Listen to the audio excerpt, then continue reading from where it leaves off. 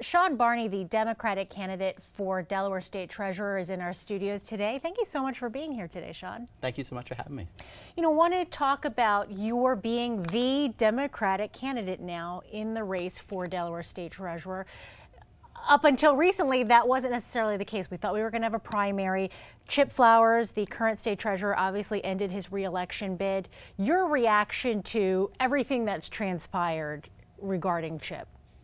I think the treasurer made the right decision first and foremost for his family, which is most important. I think he made the right decision for his family, for himself, and ultimately for the state. And I wish him well. We had some disagreements on public matters, but I ran not to oppose him so much as to advance my commitment to public service and to seize the potential of the office to make a difference in people's lives. So we're looking forward and excited to start getting ready for the campaign in the fall. I imagine, though, as a candidate, it's got to be tough to have all that press going towards the state treasurer. How did you ensure that your message was getting out in spite of all of that? Well, we were running a very retail campaign. We were knocking on doors. We were calling people on the phone. We were at community meetings, and that's the great thing. That's the thing I love about Delaware and elections here in Delaware is it's really face-to-face, and it's about talking to people in their homes, on their doorsteps about the issues and answering their questions. And that's what we were doing, and I know that our message was getting out, and we were making great headway. And the message being? The message is about responsibility and possibility. This is an office of great responsibility, responsible for upholding public faith and confidence in the management of the taxpayers' hard-earned dollars. That's a sacred obligation and one that's vital if the public's going to have confidence in government. It's also an office of possibility. It's an office that I believe can make a real difference in people's lives, can help people access opportunity. I want to help our youth particularly advance and gain opportunity. Want to help create with our foundation community and our financial community accounts designated for college or for training after high school for children in Delaware so that they start planning and saving for their future. So if they come from an unbanked household, they know what it is to have an account, see it grow over time, and so that we send them the message that they can reach their dreams, they can achieve anything they put their mind to, and we'll be behind them in that. Do you feel like the drama, though, surrounding Chip Flowers has tarnished the role of the office some? I think the challenge is going to be to build credibility in the office. There's been a lot of skepticism about overreach in that office. I think there's going to need to be someone who comes in, understands that the role of the office first and foremost is to make sure that the money goes where the General Assembly and the governor, elected officials, have decided where the spending is going in the budget, and that it goes nowhere else, and that there's certainly no waste, fraud, or abuse of the taxpayers' hard-earned money. So I think it's a confidence-building measure that needs to go on and is vitally important. Now, your opinion of the Cash Management Policy Board, do you feel like it has too much power over the state's investment portfolio, not enough, or just right? The Cash Management Policy Board is a very important board in our state.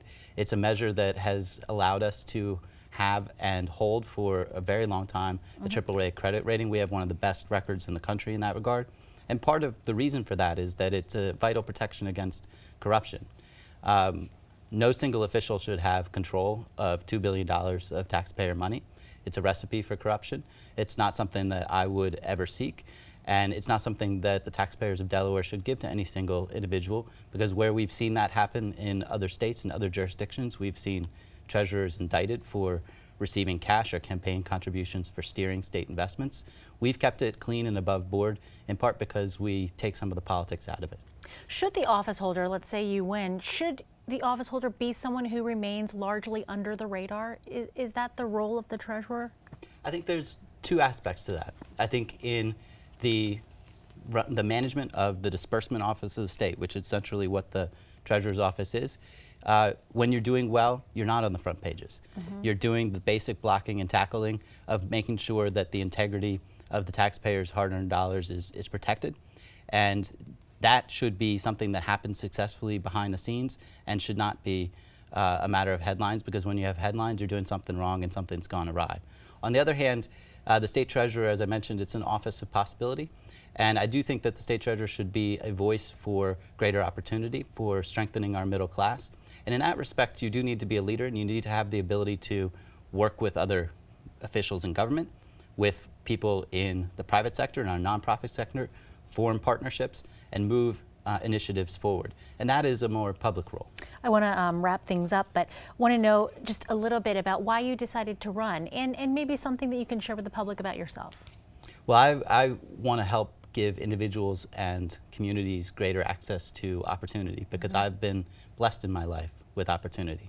The opportunity to go to college just across the state line at Swarthmore, the opportunity to study economics and public policy at Harvard, to receive my law degree from Yale Law School. I enlisted in the Marine Corps after 9/11, in part because I believed that, blessed as I've been with opportunity in my life, I had a personal responsibility to give back.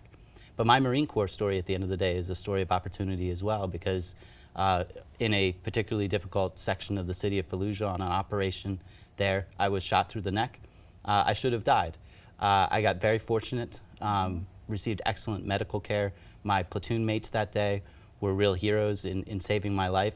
And so I have the greatest opportunity that anybody can be afforded, which is the opportunity of extra time.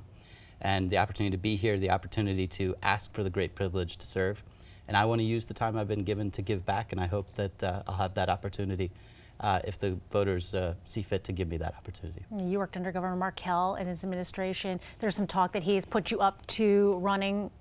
Did he put you up to running or encourage you to maybe run for the office? I can put that to rest very simply. The governor asked me to stay on as his policy director and help him advance his agenda and get his work done in the remaining time and tenure that he has.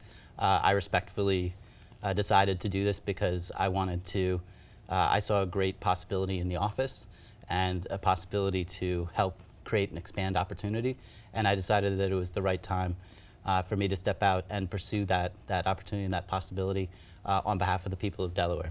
So this was my decision, and one that the governor wished me to do otherwise originally. I'm pleased to have his support at this point. Okay, Democratic candidate for Delaware State Treasurer Barney, thank you so much for being here. Thank you so much.